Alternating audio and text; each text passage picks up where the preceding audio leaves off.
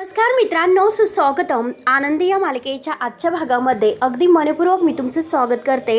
आजच्या भागामध्ये आता जेव्हा युगंधरने वकील साहेबांना घरी बोलवलेलं आहे आणि लिगली पृथ्वीला आता एक नोटीस पाठवलेली आहे आणि त्या नोटीसमध्ये आता वकील साहेब वाचून दाखवतात की या नोटीसमध्ये आता असं म्हणजे दाखवण्यात आलेलं आहे की पृथ्वी निंबाळकर यांना आता जी काही त्यांची ब्रँच आहे रेडीमेड साड्यांची, तर त्याचे जे रेडीमेड आहे साड्या, तर ते ऑर्डर आहे तर ती वेळेतच पूर्ण करावी लागेल क्लायंटला. तेव्हा लगेच आता हे ऐकून युगंधर मात्र पृथ्वीकडे बघत असतो, पण पृथ्वी म्हणतो की खरंच ग्रेट फादर आणि तुम्ही जगातील पहिले असे बाप असताल जे मुलाच्या सोबत राहून सुद्धा वकिलाची नोटीस मुलाला पाठवतात. मग सांगा तुमच्या क्लायंटला जे काही ऑर्डर आम्ही घेतल्या होत्या त्या ज्या ऑर्डर आहे तर त्या सगळ्या ऑर्डर लवकरात लवकर पूर्ण करण्याचा आम्ही प्रयत्न करू आणि त्यानंतर मात्र हे प्रोजेक्ट बंद करून टाकवावं. परंतु आता मात्र मुळात मी तसं काही करणारच नाही आणि एक गोष्ट लक्षात ठेवा, सगळ्या ऑर्डर आहे तर त्या मी वेळेत पूर्ण करणार आहे, पण तुमच्या क्लायंटला घाबरून मात्र नाही. आणि हे मी तुम्हाला दाखवून देऊ शकतो की हे सगळं काही मात्र मी माझ्या जिद्दीवर आणि ताकदीवर करू शकतो. आता तुमच्या श्रीमंत क्लायंटची काही गरज नाही, लक्षात ठेवा. तेव्हा आता शिर्के हे सर्व ऐकून म्हणतात की पृथ्वी अरे तू काय बोलतोस. तेव्हा युगंधर फक्त हातवारे करून आता शिर्केंना शांत राहायला सांगतो. पृथ्वी पुढे म्हणतो की तुमच्या क्लायंटला हे सुद्धा सांगा की सगळे जे काही ऑर्डर आहे तर ते मी वेळेत पूर्ण करेलच, पण ते सगळे माझ्या नवीन बिझनेस पार्टनर बरोबर. तेव्हा आता मिताली म्हणते की दादा अरे तू नक्की कोणाबद्दल बोलतो, तुझा नवीन पार्टनर कोण आहे, कुणाबद्दल तू आता नाव घेतोय. तेव्हा लगेच आता शिल्पा म्हणते की अरे तू वेडा आहेस का, स्वतःच्या भावाबरोबर बिझनेस करायचं सोडून तू आता दुसऱ्यांच्या बरोबर बिझनेस करणार आहे का, आणि नक्की ते तुझे बिझनेस पार्टनर कोण आहे. आणि तेवढ्यात आता विद्याधर तेथे येतो. विद्याधर म्हणतो की अहो शिल्पाताई तुम्हाला कसली इतकी घाई आहे, थांबा ना जरा, एवढी घाई कशासाठी करतात, इतके सगळेजण उत्सुकाने वाट बघत आहे तर मग सांगतोच. तेवढ्यात मात्र आता ही शलाका असते आणि शलाकाला मात्र आता हा विद्याधर म्हणतो की ओ नवीन पार्टनर या की आतमध्ये. तेव्हा शलाका तोऱ्यातच तेथे आलेली असते आणि सगळेजण शलाकाकडे पाहत आहे. तेव्हा लगेच शलाका तर इतकी खुश असते, खुश होऊन ती मात्र सगळ्यांकडे बघून हसते. विद्याधर पुढे म्हणतो की चला तर आपल्या पृथ्वीसोबत करणाऱ्या नवीन पार्टनरची आपण जंगी स्वागत करूयात. तेव्हा शलाका अगदी धुमधडाक्यातच आत येते आणि विद्याधर आता पुढे म्हणतो की तर पृथ्वीच्या नवीन साडी ब्रँडचे हे नवीन पार्टनर आहेत, जेथे जेथे जाऊ तेथे तेथे धमाका करणारे म्हणणारे बिझनेसचे आता ह्या जगातील उगवते तारे आणि संकटाच्या वेळेस धावून येणारे तारणहार माननीय विद्याधर निंबाळकर आणि त्याच्या सोबतीला आहे तर मिस शलाका म्हणजे धमाका. तरी सुद्धा आता युगंधर काही डगमगत नाही, परंतु माई बापू आणि शिल्पा यांना मात्र हा विद्याधरचा फारच राग येतो. रागाने ते मात्र त्याच्याकडे बघत आहे. विद्याधर आणि शलाका तर तोऱ्यातच असतात. आता माई आणि बापूंना आपल्या मुलीचा सुद्धा खूप राग येत असतो, कारण शलाकाला त्यांनी आता सोडून दिलेला आहे तिच्या त्या वागण्यामुळे. तर आता हा विद्याधर तोऱ्यातच मात्र युगंधरला म्हणतो की दादा अरे काय झालं, तुझी तर बोलती बंद झाली, तू बोलणार नाहीस का, असे हसतच विचारत असतो. तेव्हा सगळेजण आता युगंधरकडे बघत आहे. तेवढ्यात फक्त आता तो शिर्केंना म्हणतो की शिर्के, तर शिर्के लगेच म्हणतात की मालक साहेब पोहोचलं माझ्यापर्यंत. एका इशाऱ्यावर तो वकील साहेबांना म्हणतो की वकील साहेब आणि तेवढ्यात आता वकील साहेब मात्र सांगायला सुरुवात करतात की मिस्टर विद्याधर आणि मिस्टर पृथ्वी हे बघा, तुम्ही जरी मात्र आता एकमेकांशी पार्टनरशिप आहे तर ती सुरू केलेली आहे, परंतु माझ्या क्लायंट सोबत जी काही झालेली आता मूळ ऑर्डर आहे तर ती तुम्ही विसरलेले आहात. कारण त्या कॉन्ट्रॅक्टच्या क्लॉज नंबर 14 मध्ये स्पष्ट लिहिलेलं आहे फक्त युगंधर टेक्सटाईल सोबतच संचालित केला जाईल. तेव्हा आता युगंधर तोऱ्यातच ह्या सगळ्यांकडे पाहत असतो आणि जर पृथ्वी निंबाळकर यांनी पार्टनरशिप एकतर्फी तोडली तर त्यांना कोणत्याही कंपनी सोबत कोणत्याही व्यक्ती सोबत आता 2 वर्ष बिझनेस नाही करता येणार आणि तरीही त्यांनी तसा प्रयत्न केला तर तो कॉन्ट्रॅक्टचा भंग मानला जाईल. तेव्हा मात्र आता विद्याधर आणि शलाका ह्या सगळ्यांची बोलती मात्र आता एकाच शब्दात वकिलांनी बंद केलेली असते. सगळेजण शॉक होऊन बघत असतात आणि आता हा पृथ्वीला तर फारच राग येतो. पृथ्वी रागाने मात्र युगंधरकडे बघत आहे आणि त्यांच्यावर 5 कोटी रुपयांचा दावा ठोकला जाईल. आता हे ऐकल्यानंतर आणखीनच पृथ्वीच्या पायाखालची जमीन सरकते आणि आता ही शलाकाची सुद्धा बोलती बंद झालेली असते. विद्याधर तर आता मुसक्या आवळून बसलेला असतो आणि तेवढ्यात आता छायाताई ओरडत येते की शिल्पाताई मालक साहेब अगदी किंचाळत आलेले असते आणि तेवढ्यात मात्र आता ही शिल्पा तिच्यावर रागवते. शिल्पा म्हणते की काय ग कशाला ओरडत आली, हीच तुला वेळ मिळाली का येथे येण्याची ओरडण्याची, अगं काही कळतं की नाही. आणि तेवढ्यात मात्र आता छायाताई रडत रडत असतात आणि म्हणतात की मालक साहेब, किचनमध्ये मला हा माझा फोन सापडला. आनंदी ताईने याच्यावर एक निरोप सोडलेला आहे. तेव्हा आता माई आणि बापू लगेच विचारतात की काय झालं, त्यामध्ये आहे तरी कोणता निरोप आहे, सांग लवकरात लवकर काय झालं छाया. तेव्हा छायाताई रडतच म्हणतात की तुम्ही सगळेजण ऐका. आणि छायाताईंना आता तो जो काही धक्का बसलेला आहे तो मात्र खूपच भयानक असतो. तेव्हा मात्र आता जी काही तिने रेकॉर्डिंग करून ठेवलेली आहे, व्हॉइस रेकॉर्डिंग, आणि ती रेकॉर्डिंग मात्र आता सगळ्यांना ऐकून दाखवते. त्या रेकॉर्डिंगमध्ये असं लिहिलेलं असतं की सगळ्यांना आता माझा आनंदीचा नमस्कार. आणि माझे आबा नेहमी म्हणतात की पहाटे 4ला जे काही रेकॉर्ड करत आहे तर ते ब्रह्ममुहूर्तावर रेकॉर्ड करत आहे. पहाटे 4:30 वाजता आबा नेहमी म्हणतात की कोणतंही चांगलं काम करताना पहिलं पाऊल हे ब्रह्ममुहूर्तावर टाकायचं, आपलं काम नेहमी सफल होतं. आबा नेहमी म्हणतात की माणसाच्या आयुष्यातील पैसा, संपत्ती हे मोठं काही भौतिक वस्तू आहे तर ते नसतात, तर खरं सुख हे कितीतरी आता ह्या आठवणी असतात की ज्या आयुष्यभर आपण उराशी साठवून ठेवू शकतो. मग मला या घराने आणि ह्या कुटुंबाने अशा अनेक काही सुखकारक आठवणी दिलेल्या आहेत आणि ज्या आठवणी आहेत ह्या आयुष्य नावाच्या माझ्या बॅगमध्ये मी कायमच्या बंद केलेल्या आहेत, अगदी पॅक करून ठेवलेले आहेत. ते कायम माझ्या आठवणीत राहतील. या कुटुंबामध्ये अशी काही नाती आहेत, इतकी नाती माझी घट्ट बनलेली आहेत की जी स्वप्न सुद्धा मी कधी कल्पनाच केली नव्हती. तेव्हा आता आनंदी जेव्हा ते सगळं लिहून व्हॉइस रेकॉर्ड तिने केलेलं असतं तेव्हा तिला ते जातावेळीचं जो काही आता हा घटना आहे तर ती दाखवली जाते. त्याचं जे काही आता दृश्य आहे तर ते सगळ्यांच्या समोर येते. आनंदी आपल्या जे देवघरात आहे तर तेथील देवाला हात वगैरे लावते, नमस्कार करते आणि नमस्कार वगैरे करून आता सगळ्या भिंतींना मात्र ती अगदी स्पर्श करत असते. तिला तो अनुभव सुखद असा आहे. तेव्हा मात्र आता ती हे घर सोडून आपलं जे कपड्यांचं गाठोडं वगैरे आहे तर ते घेऊन तिथून आता जात असते आणि म्हणते की बापू आणि माई माझ्या आयुष्यामध्ये, म्हणजे मी आता इतकी अनाथ असून सुद्धा आणि माझ्या आयुष्यामध्ये मी गरीब असून सुद्धा मात्र त्यांनी माझा एका मुलीप्रमाणे सांभाळ केलेला आहे. मला आई बापाचं प्रेम दिलं, पण इतकंच नाही तर ते माझ्या कायम पाठीराखे बनून माझे मित्र बनले. तुमच्या दोघांच्याही चरणी हे आनंदीचा साष्टांग नमस्कार. म्हणून मात्र आता आनंदी जाताने ही माई आणि बापूंच्या रूममध्ये सुद्धा आलेली असते. ते दोघं झोपलेले आहेत आणि त्यांची अगदी ती पाया पडून तेथून परत मालक साहेबांच्या रूममध्ये येते आणि आता त्या रूममध्ये ती दाखवलेली आहे की माई आणि बापूंच्या रूममध्ये आलेली आणि चाचपडत मात्र आनंदीने त्यांच्या पायाचा म्हणजे नमस्कार केलेला असतो. दोघांच्याही पायाला स्पर्श करून त्यांच्या ती पाया पडलेली असते आणि जेवढं आता तिने रेकॉर्डिंगमध्ये व्हॉइस रेकॉर्ड करून ठेवलेलं आहे तेवढं करून मात्र ती आता तेथून जात आहे. हे सगळं आता जाण्याचं दृश्य दाखवलं जात आहे. आता हे सगळं काही ऐकल्यानंतर माई आणि बापूंचे डोळे भरून येतात. त्यांना आनंदीची काळजी वाटते. कुठे गेली असेल आपली आनंदी? मात्र ती असेच अंक मोजत म्हणजे तिला दिसत नाही आणि तिला दिसत नसताना मात्र ती फक्त पायांचे आता जे काही पाऊल आहे तर ते पाऊल मोजत आता शिल्पाताईंच्या रूममध्ये येते आणि शिल्पाताई झोपलेले आहेत, ते पण गाढ झोपेत. आणि तेथे आल्यानंतर रडतच मात्र ती आता म्हणते की शिल्पाताई कुटुंबाचं प्रेम आणि निष्ठा काय असते हे मला तुमच्याकडून शिकायला मिळालेलं आहे. तुमच्यावर म्हणजे जो काही राग आहे माझ्यावर असणारा तो भावापायी आणि मुलांपायी होता आणि तुमचा तो जो काही राग आहे तरी सुद्धा मी मनापासून तुमचा आदर करते. माझ्या मनामध्ये तुमच्याविषयी कोणती अशी भावना म्हणजे अशी नाही, तुमच्या म्हणजे विषयी माझ्या मनात आदरच आहे आणि तो कायम आदर राहीलच. आणि त्यानंतर मात्र आता जो काही हा पाऊल आहे तर ते परत पाऊल ती मोजत आता 57, 58, 59 असे पाऊल मोजत तिकडे पुढे आलेली असते. आणि शेवटी तिला आता मालक साहेबांच्या रूममध्ये यायचं असतं आणि मालक साहेबांच्या रूममध्ये ती आता तेथे येत असते. त्यानंतर आता इकडे आरती तेथे आलेली असते. आरती विचारते की माई आणि बापू आनंदीचा काही म्हणजे पत्ता वगैरे कळाला का, कुठे गेली ती, काय झालं? तेवढ्यात मात्र बापू रडतच म्हणतात की अगं आनंदी घर सोडून निघून गेली. हे ऐकल्यानंतर आरतीच्या पायाखालची जमीन सरकते. आरतीला काय करावं तेच काही कळत नसतं आणि खूप मोठा आता आरती आणि आरतीला धक्का बसलेला असतो. कारण आता तिने जो निरोप ठेवलेला आहे तो निरोपच आम्ही वाचत आहे. कारण ह्या दोघी तेथे आलेल्या आहे की आनंदीचं काय झालं, कुठे गेली ती.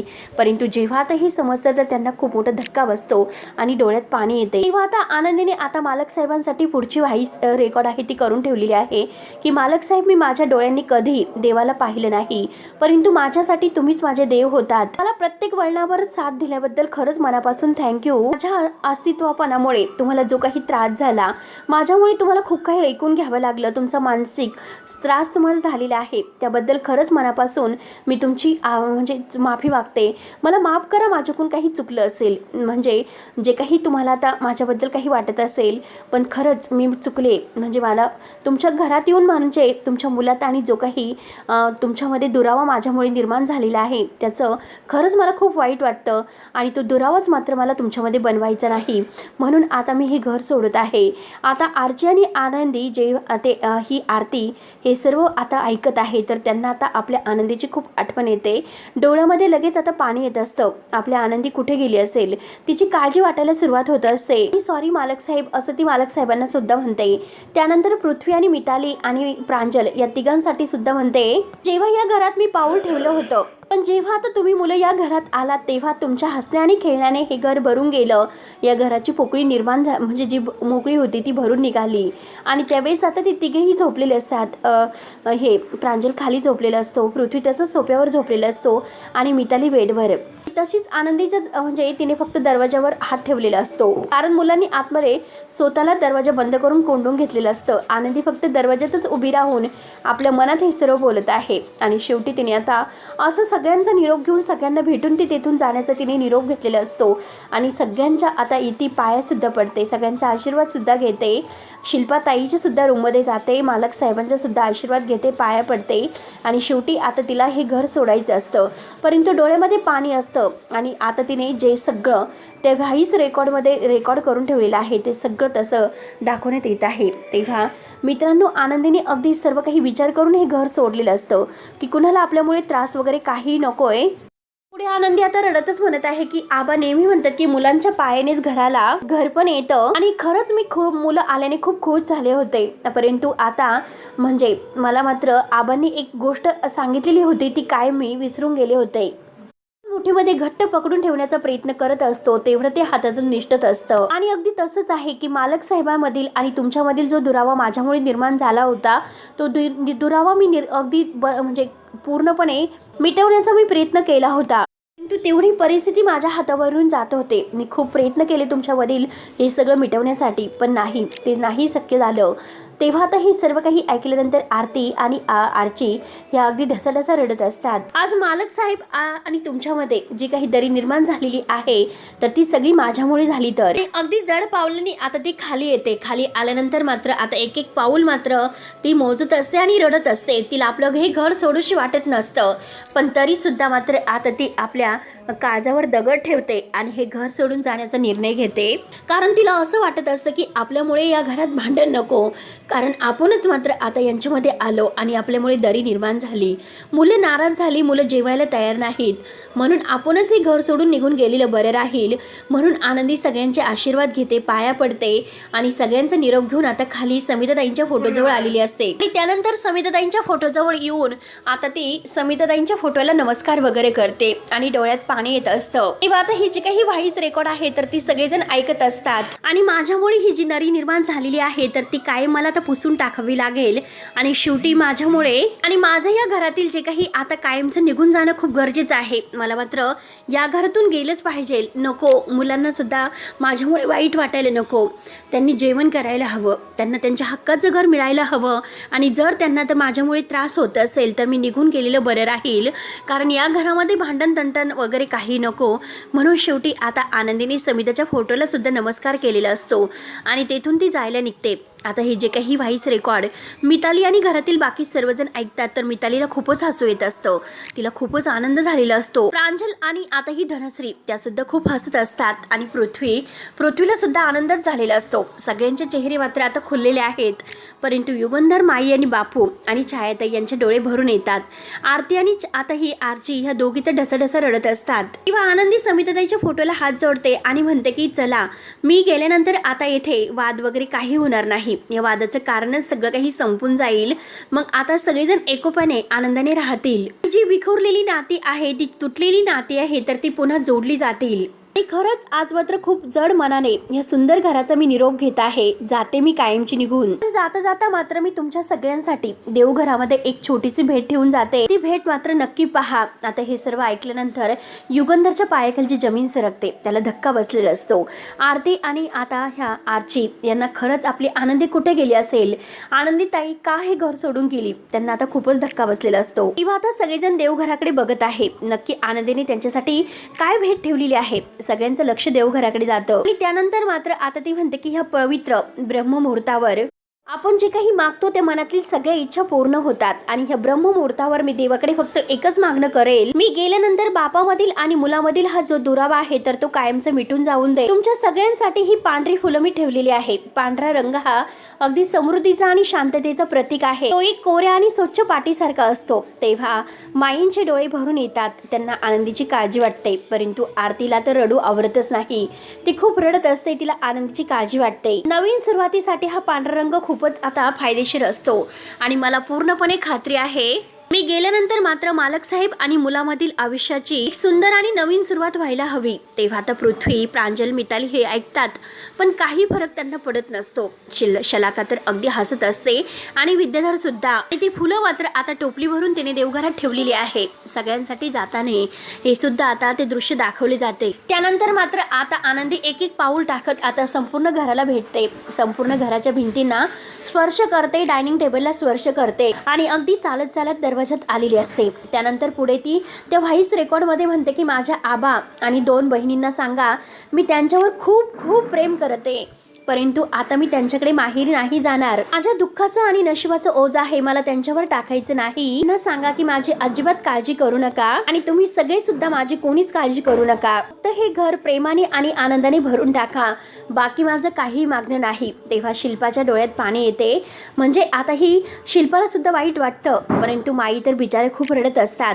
त्यांना आपली आनंदी एका मुलीप्रमाणेच असते. त्यांनी आपल्या समिताप्रमाणेच आनंदीला वाढवलेलं असतं, तिला वागवलेलं असतं. या घरामध्ये बापूंचे सुद्धा डोळे भरून येतात आणि युगंधरला तर आता धक्काच बसलेला असतो. आरती आणि आरची तर ढसाढसा रडतच आहे. आनंदी पुढे आता सांगत आहे की एकमेकांचा आदर करा, अगदी सुखाने या घरात एकत्र राहा, कोणी कोणाशी वाद घालू नका. आनंदीने घराच्या बाहेर पाऊल टाकलेलं असतं, परंतु जेव्हा ती पाऊल टाकते तेव्हा आता विजांचा खूपच गडगडाट होतो. एक वादळ आल्यासारखं होतं असतं. अगदी निंबाळकरांचं घर हे पेटून उठलेलं आहे आणि ढगांचा खूप इतका गडगडाट होत असतो. विजा खूप चमकत आहे. आनंदी एक एक पाऊल पुढे जसे टाकत आहे तसं आता एक वादळ आल्यासारखं होत असते आणि ती म्हणते की मी सगळ्यांचा निरोप घेऊन निघत आहे. त्यानंतर तुळशी जवळ येते आणि सगळ्यांचा निरोप घेऊन जाणार आहे तुमचीच आनंदी असे बोलून आता ती व्हॉइस रेकॉर्डिंग आहे तर ती पूर्ण झालेली असते आणि शेवटी आनंदी बाहेर आलेली आहे. आता आरती तर इतकी रडत असते, तिला रडूच आवडत नसतं आणि आता हे म्हणजे ही आपली आरची, तिला सुद्धा खूप मोठा धक्का बसतो. शिल्पा तर तिची बोलतीच बंद होते, परंतु विद्याधर, धनश्री, मुलं यांना मात्र फार आनंद झालेला असतो, कारण आनंदी कायमची आपली कटकट निघून गेली असं त्यांना वाटत असतं. परंतु बाकी सगळ्यांना आता धक्का बसलेला असतो. आनंदीवर त्यांचं प्रेम असतं, कारण आनंदी असतेच तशी अगदी इतकी छान आणि चांगल्या स्वभावाची. मिताली आणि आता ह्या शलाका ह्या खूप हसत असतात, त्यांना आनंद झालेला असतो ना. आणि तेवढ्यात आता हा विद्याधर म्हणतो की अरे अरे दादा, अरे काय केलंस तू, एवढ्या थाटामाटात आता त्या आनंदीला या घरात लग्न करून आणलंस आणि शेवटी आता ह्या पोरांच्या विरुद्धात सुद्धा गेला, पोरांपासून लपून ठेवलं आणि शेवटी काय केलंस तू. आणि आता तू तिच्यासाठी इतकं केलं आणि त्या आनंदीसाठी तू इतकं सर्व काही करून सुद्धा तिने तुझी पर्वा केली नाही, गेली निघून आता हे घर सोडून. आणि काय रे दादा, लोक काय म्हणतील, दुसरी बायको आणली ती सुद्धा पळून गेली. तेव्हा युगंधर रागाने विद्याधरकडे बघत असतो, कारण विद्याधरचे टोमणे आणि टामणे चालूच असतात. त्याच्या जिभेला काही हाड नसतं, तो बोलतच असतो. आणि तेवढ्यात आरतीला फारच राग येतो. आरती म्हणते की येथे माझी बहीण घर सोडून निघून गेली आणि तुम्हाला कुणालाच माहिती नाही कसं. आणि आता सगळेजण आरतीकडे बघत असतात. तेव्हा आता आरती मालक साहेबांसमोर हात जोडते आणि म्हणते की मालक साहेब, माझी बहीण खरंच खूप लहान आहे, खूप भाबडी आहे, प्लीज काहीतरी करा, आपण तिला शोधूयात, ती कुठे जाईल, काय करेल. तेवढ्यात आरची खूप रडत असते. आरची आता मालक साहेबांच्या हाताला धरते आणि म्हणते की हो मालक साहेब, आता तुम्ही असे एकटेच आहात या जगामध्ये की तुम्हीच तिला मात्र आनंदी ठेवू शकतात आणि तिला घरी आणू शकतात. चला ना मालक साहेब, कुठेतरी तिला आनंदीला घरी घेऊन या, कुठे गेली असेल ते, तुम्हीच असे आहेत की तिला नक्कीच शोधून आणू शकतात. या ना मालक साहेब, आमच्यासोबत या ना. म्हणून ती आता मालक साहेबांचा हात धरून ओढत असते, या ना प्लीज चला. आरतीने हात जोडलेले आहेत आणि आरची मात्र मालक साहेबांचा सगळ्यांच्या समोर हात तिने धरलेला आहे आणि चला आमच्या बहिणीला शोधायला मदत करा, तुम्हीच असे आहे की तिला घरी आणू शकतात. तेव्हा आता सगळ्यांच्या समोर युगंधर आरचीला म्हणतो की हात सोड. तेव्हा आता युगंधर सुद्धा मात्र खूपच रागवलेला असतो आणि तो म्हणतो की आता रागानेच मी आनंदीला 1000 वेळा सांगितलं होतं माझ्यामध्ये आणि माझ्या मुलांच्या मध्ये पडण्याचा काही तिला गरज नाही, 1000 वेळेस समजावलेलं होतं की मध्ये पडू नकोस, पण शेवटी तिने तेच केलं आणि मला मात्र ह्या गोष्टीचा काहीच फरक पडत नाही. तेव्हा हे ऐकून आरती आणि आरची यांना धक्का बसलेला असतो. मी तिला शोध शोधायला कुठेही नाही जाणार असे तो जेव्हा स्पष्ट शब्दात म्हणतो तेव्हा शिर्केंना सुद्धा धक्का बसतो आणि माई बापूंना, आरती आणि आर्चीला तर फारच मोठा धक्का बसलेला असतो. कारण आज युगंधर असं काही बोलेल आनंदीच्या बाबतीत असं कधीही त्यांना स्वप्नात वाटलं नव्हतं. कारण मालक साहेब आनंदीची काळजी घेतात हे त्यांनी ऐकलेलं होतं. पण आज जे काही युगंधर बोललेलं आहे ते ऐकून त्यांच्या पायाखालची जमीन सरकते. परंतु मुलांना मात्र आनंद झालेला असतो की आनंदीला आता आपले बाबा शोधायला नाही जाणार असं म्हटल्यानंतर ते मात्र खुशात बघत असतात. परंतु आता सगळ्यांना कुणाला काहीच कळत नसतं की युगंधर नक्की असं का बोलतो, असं का वागतो. म्हणून सगळेजण मात्र युगंधरकडे बघत असतात. युगंधर आता विचारात पडतो. शिर्क्यांना आता टेन्शन आलेलं असतं की मालक साहेब असं का बोलले असतील आणि सगळ्यांना आता काळजी लागते की आनंदी कुठे गेली. आर्ची आणि आरती तर यांना धक्काच बसतो, ते खूप रडत आहे. त्यानंतर मात्र आता आरती आणि आर्ची ह्या रडतच घरी येतात आणि आता त्या त्यांच्या मित्राला फोन करतात आणि त्याला म्हणतात की पिंट्या ऐक, अरे आनंदी तिकडे आलेली आहे का. तेव्हा पिंट्या म्हणतो की नाही, आमच्याकडे नाही आली. तेव्हा आरती आणि आर्ची या दोघींना आणखीनच धक्का बसतो आणि तेवढ्यात मात्र आता पिंट्याजवळ एक आता मुलगा आलेला असतो आणि तो पिंट्याला म्हणत असतो की अहो चला चला लवकर, पुढे एक खूप मोठा ॲक्सिडेंट झालेला आहे. एका आंधळ्या मुलीला गाडीने उडवलेले आहे. आणि तेवढ्यात पिंट्याचा फोन चालू असतो आणि आता मात्र आरती आणि आर्चीने हे सर्व ऐकलेलं असतं. आता आनंदीचा जो काही आंधळी आहे ती आणि तिचा ॲक्सिडेंट झालेला आहे हे समजल्यानंतर आरतीला आणि आता आर्चीला खूप मोठा धक्का बसतो. आणि आता हे सगळं काही आरतीने माई आणि बापू या सगळ्यांना सांगितलेलं असतं. आणि आता मात्र माई आणि बापू म्हणतात की पिंट्या लवकरात लवकर तेथे जा आणि आम्हाला व्हिडिओ कॉल कर. आणि तेव्हा मात्र आता व्हिडिओ कॉलवर जेव्हा तेथे पिंट्याने दाखवलेलं असतं तर आनंदीच असते आणि आनंदीच्या डोळ्यावर कापड असतं. तेव्हा मित्रांनो, आता आनंदीचा खूप मोठा ॲक्सिडेंट झालेला तर आहेच, परंतु आता नक्की पुढे काय होतं हे बघायला विसरू नका. तोपर्यंत मात्र मित्रांनो म्हणजे धन्यवाद.